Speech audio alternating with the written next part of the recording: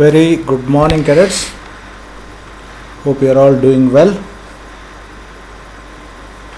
We are in chapter number 10 from the textbook History, that is Our Past Part 2, that is 18th century political formations. At the beginning of this chapter, we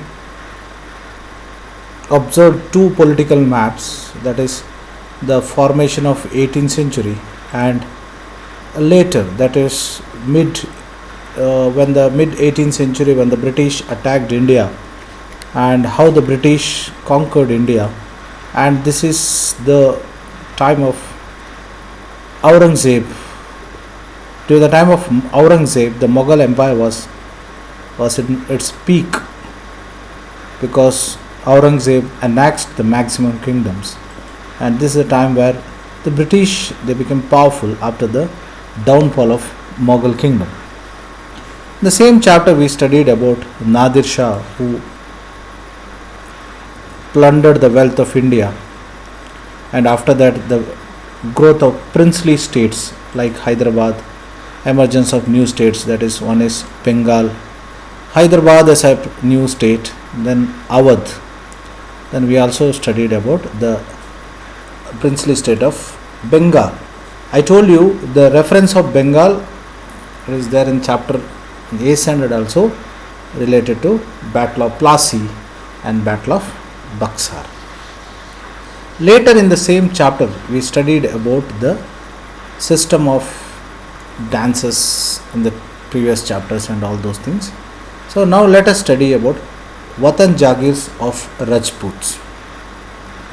Many Rajput kings, particularly those belongs to Amber and Jodhpur, had served under Mughals with the distinction. In exchange, they were permitted to enjoy considerable autonomy in their Watan Jagirs.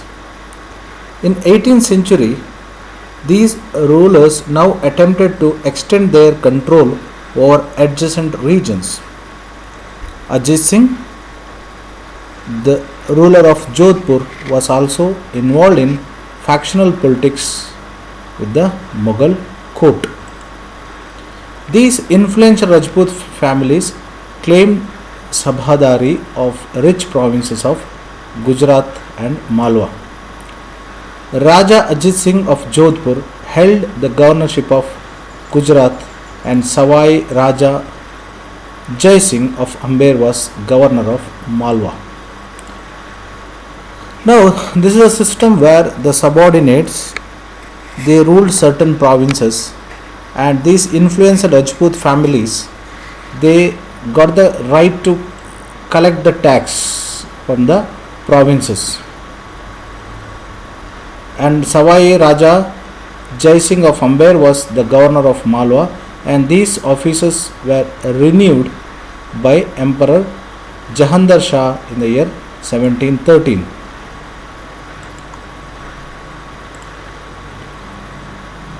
Extended their territories by seizing portions of imperial territories neighboring their Watan.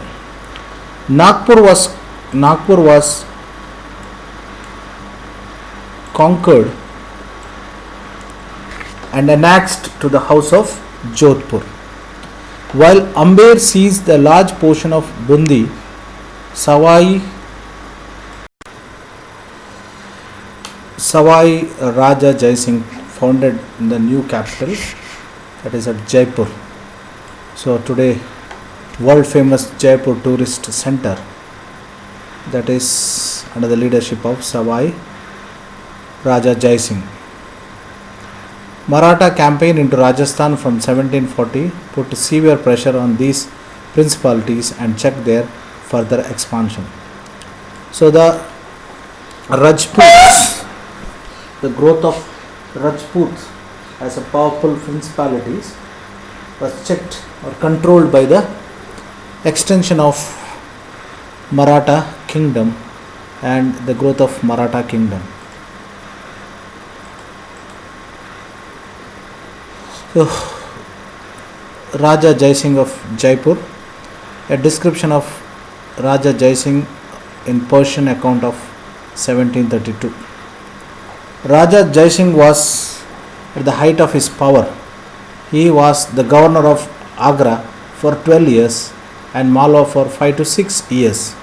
He possessed a large army, artillery, and great wealth. His sway extended from Delhi to the banks of river Narmada. So, considered as one of the very powerful chieftain. Now let us study about the independent kingdoms or independent principalities which got their prominence in the late 18th century. The Sikh. The organization of Sikh into political community during 17th century helped in regional state building in the Punjab. Several battles were fought by Guru Gobind Singh. Cadets, if you remember, we discussed about Guru Gobind Singh and Khalsa Panth in the previous chapters. Because Khalsa Panth and Guru Gobind Singh, that is formed mainly to save the religion from the atrocities by the Muslim invasions.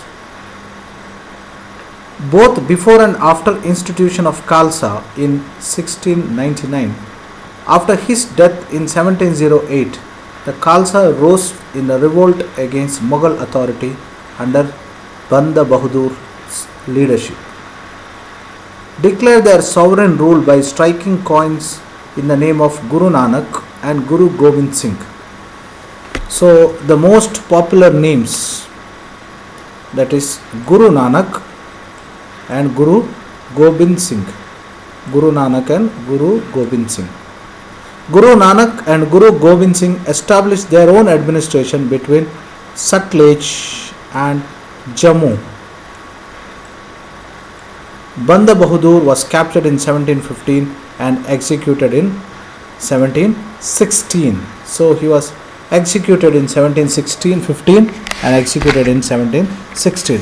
But established very strong Khalsa Panth.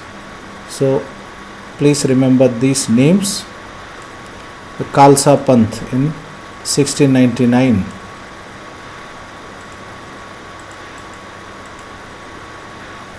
This is a painting of Guru Gobind Singh.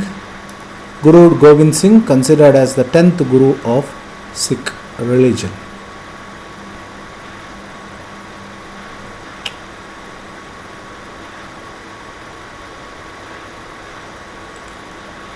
Under the number of able leaders in the 18th century, the Sikh organized themselves into a number of bands called jatas and later misls.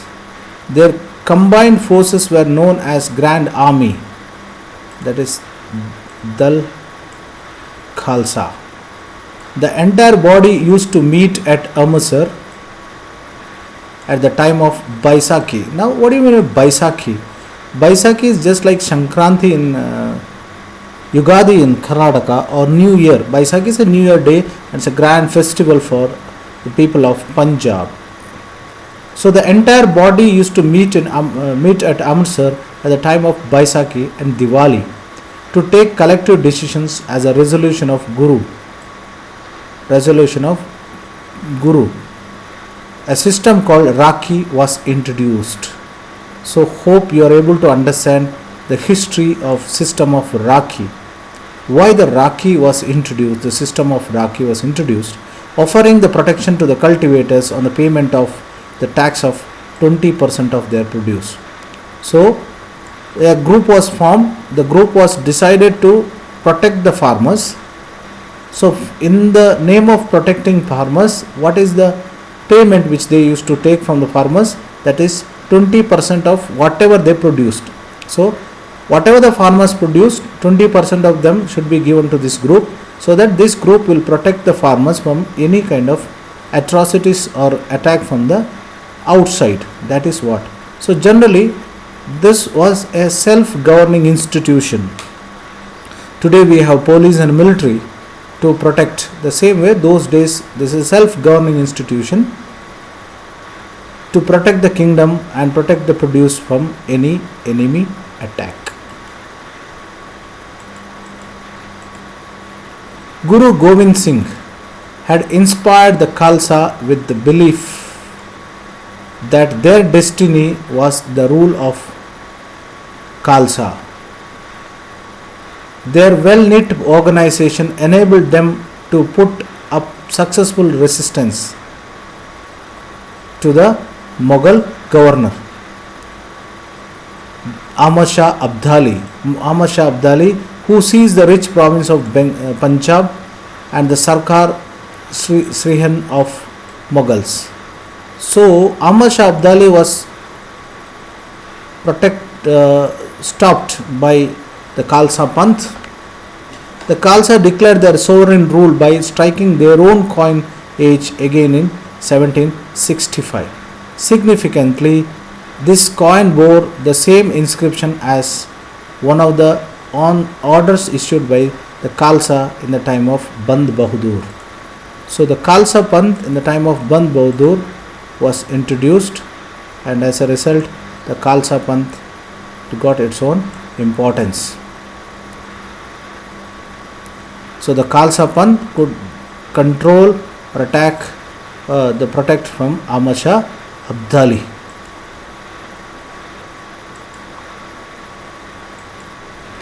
The Sikh territories in the late 18th century extended from Indus to Jammu, but they were divided into different rulers. So they divided into different rulers and they are extended from Indus to Jammu. So they extended from Indus to Jammu. The Sikh territories in the late 18th century extended from Indus River Indus and Jammu, but they were divided into different rulers. Maharaja Ranjit Singh, regarding Maharaja Ranjit Singh, we'll study in the class 8th also, because that is Anglo-Sikh wars. So Maharaja Ranjit Singh reunited these groups and established his capital at Lahore in the year 1799. So in the year 1799, Lahore was the capital of Sikh. As a result, Maharaja Ranjit Singh could establish a powerful kingdom under the leadership of Maharaja Ranjit Singh. Of course, the Anglo-Sikh rivalries led to the decline of the Sikh after the Third Anglo-Sikh War, which you are going to study in the class 8th.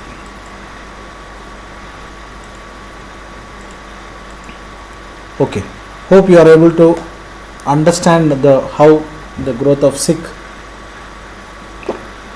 as a kingdom. So what this chapter is saying, what we are studying in this chapter, that is growth of various principalities, because prior to 18th century, the chapter, please try to understand what chapter.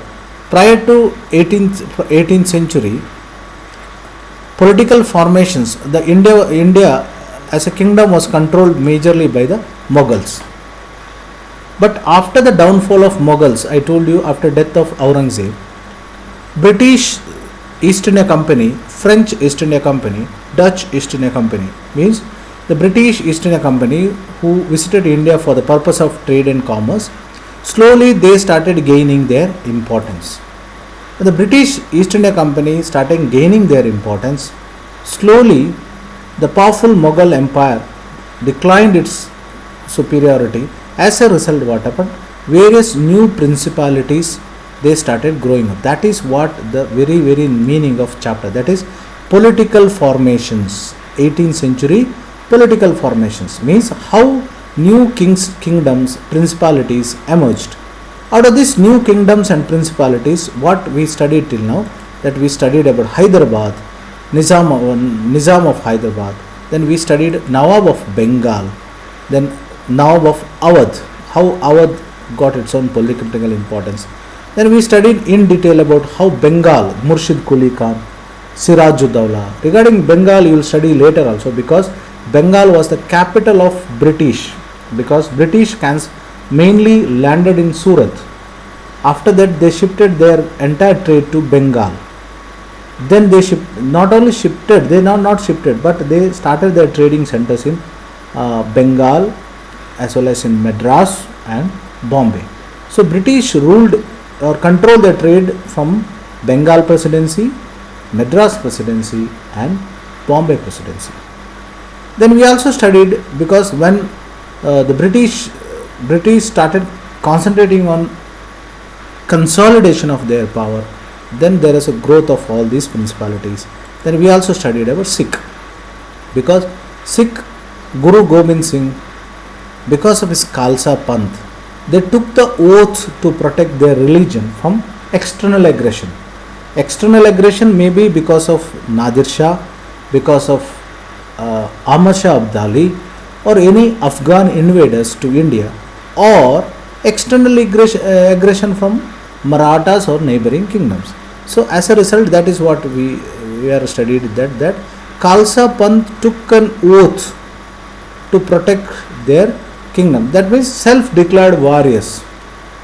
So they are the warriors to protect the kingdom or to protect their religion. That is what we studied about Khalsa Panth. That is what you see, the dagger. Okay. Whenever you observe a person who belongs to Sikh religion, generally you can see a dagger or kripan, or he may be wearing pagdi or leaving beard. They don't cut their hair. These are all diksha, or what they took oath. That is what one of the greatest development in the Sikh religion. So they themselves trained as protectors or guardians of their religion. That is what in political formation what we have studied. Then we also studied now about other king principalities, and in the next chapter let us study about Marathas, because since Bijapur is very close to Maharashtra, and very interestingly, Shivaji's father, the greatest Maratha emperor Shivaji, his father was a soldier in Adil Shahi army. So there is a link between Adil Shahis of Bijapur and Marathas. So in the next class, let us study about Marathas, that is Maratha kingdom. So please write down important points as well as the important dates related to the topic. Okay. With the next class, we study about Marathas and leftover topics with the question and answers related to the chapter. Take care. Wish you a wonderful day. Thank you very much.